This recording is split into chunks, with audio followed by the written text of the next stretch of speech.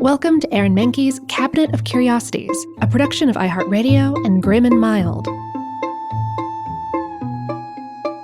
Our world is full of the unexplainable. And if history is an open book, all of these amazing tales are right there on display, just waiting for us to explore. Welcome to the Cabinet of Curiosities.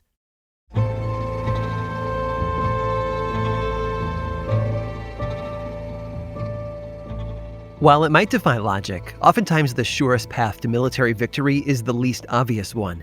And sometimes that path isn't even on the battlefield.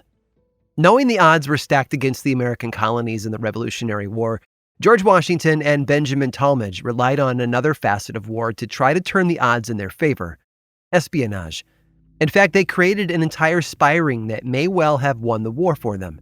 And from 1778 to 1780, this spy ring was instrumental in keeping Americans in control of their own destiny. Known as the Culper Ring, this approach was so secret that George Washington himself ordered Talmadge to keep him in the dark as to who the actual operatives were.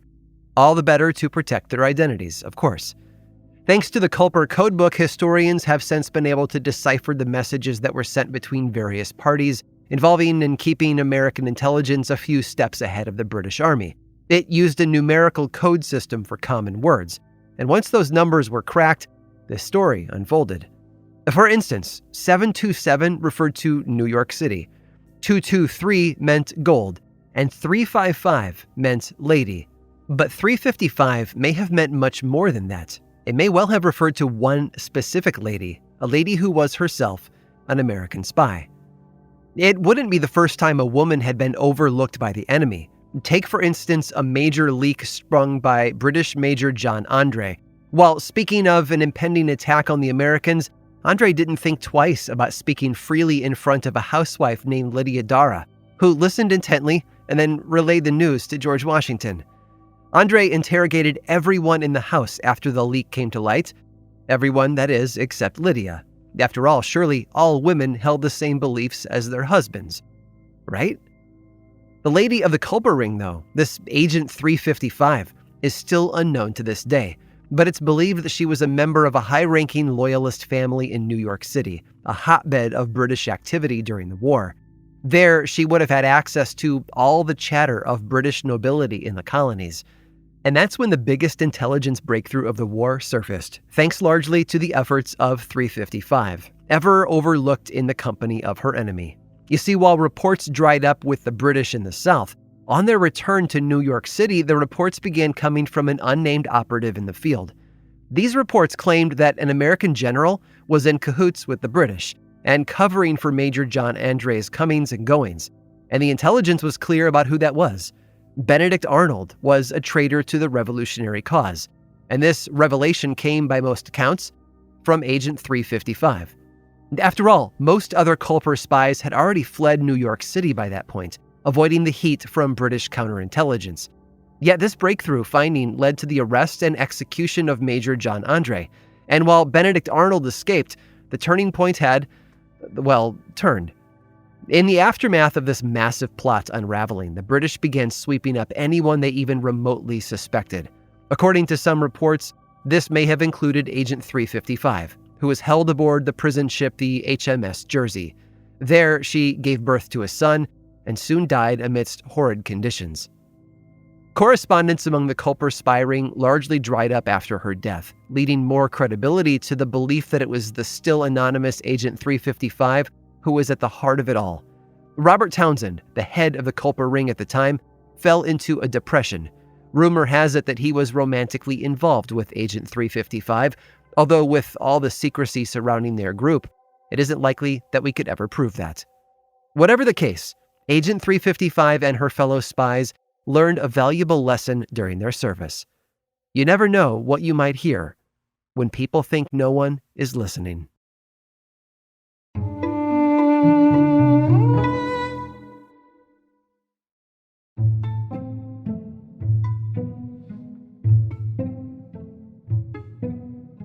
Whether it's searching the ocean's depths or climbing the tallest mountains, there are certain individuals who feel an urge, a hunger, to push themselves to the extreme. They aren't satisfied behind a desk or standing on the sidelines. They feel a calling to challenge what's possible by accomplishing the impossible.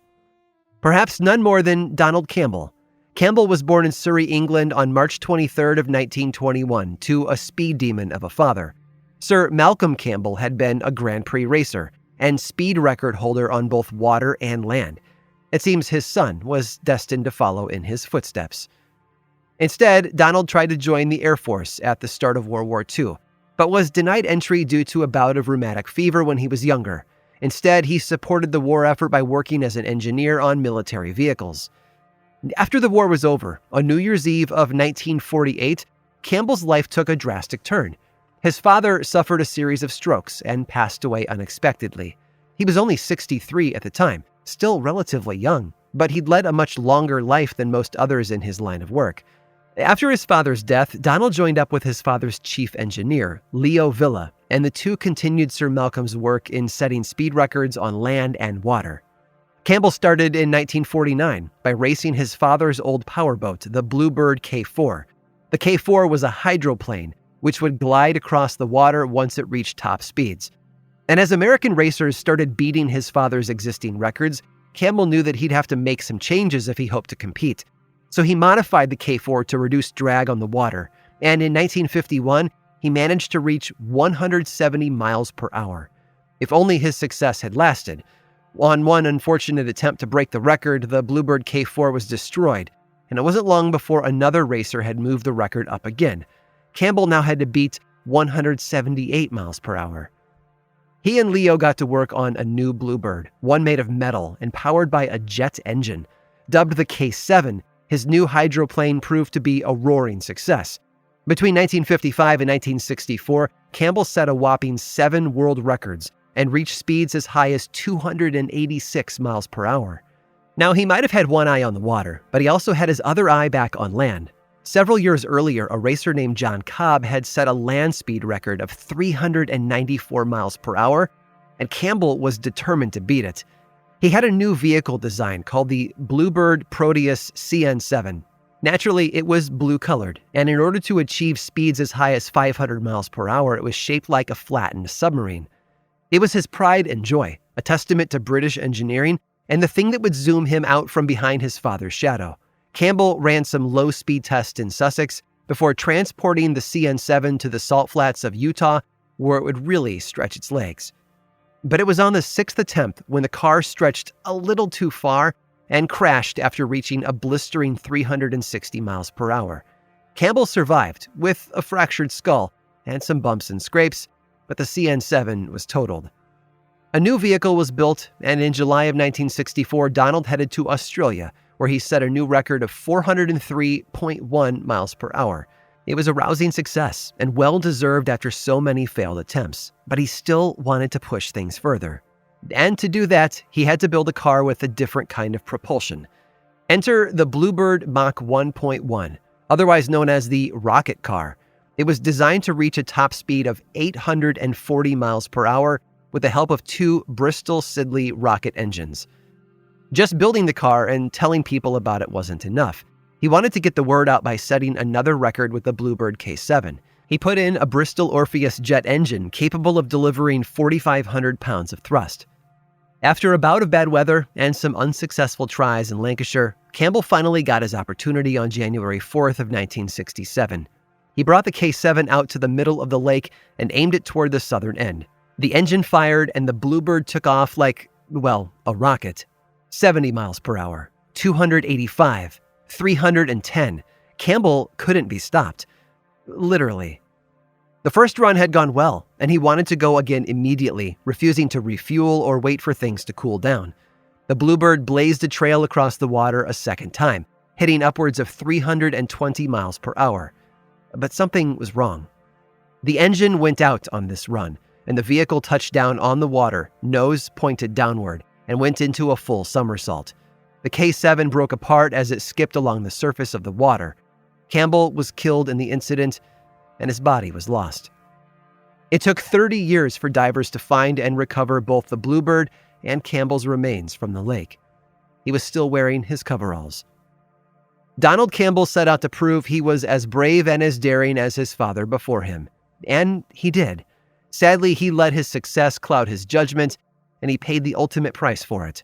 Sometimes when you feel the need for speed, that's when you should stop and smell the roses before they're left on your grave. I hope you've enjoyed today's guided tour of the Cabinet of Curiosities. Subscribe for free on Apple Podcasts or learn more about the show by visiting curiositiespodcast.com. This show was created by me, Aaron Mahnke, in partnership with How Stuff Works. I make another award-winning show called Lore, which is a podcast, book series, and television show, and you can learn all about it over at theworldoflore.com. And until next time, stay curious.